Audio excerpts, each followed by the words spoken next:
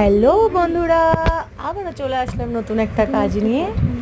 Unique beauty parlour থেকে দেখো একটা স্পায়ের কাজ নিয়ে আসলাম। প্রথমেই আমরা হেয়ার দেখে নিলাম যে হেয়ারটা কেমন রয়েছে, তো তারপরে আমরা হেয়ার ওয়াশ করিয়ে নিয়ে ক্রিমটা অ্যাপ্লাই করে নিলাম। দেখতেই পারলে আমার ক্লায়েন্টের হেয়ার কতটা ড্যামেজ রয়েছে, কারণ হেয়ার কালার করা রয়েছে।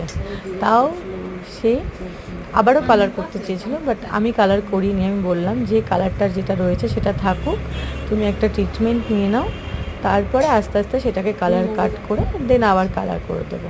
ও আমার কথাতে রাজি হয়ে আমরা ওয়াশ করিয়ে নিয়ে ক্রিম অ্যাপ্লাই করে মাসাজ দিয়ে দেখো র্যাপ করে আমরা একটু স্টিম দিয়ে নিয়েছি। স্টিমার ভিডিওটা আমি নিতে ভুলে গেছি। তো তারপরে আমরা ওয়াশ করে আবার ড্রাই করে নিলাম। তো তোমরা দেখতেই পাচ্ছ আমি কিন্তু শুধু ড্রায়ার লাগিয়েছি, কোনো আয়রনিং আমি করিনি। কেন কি আমি আয়রনিং করি না। স্পা করিয়ে যদি আয়রনিং করো তাহলে সেই রেজাল্টটা হয়তো সেই মুহূর্তে ভালো আসবে, দেন হেয়ারটা আবারও ড্যামেজ হবে। তো তোমরা দেখতেই পাচ্ছ রেজাল্টটা কতটা সুন্দর এসছে। আমার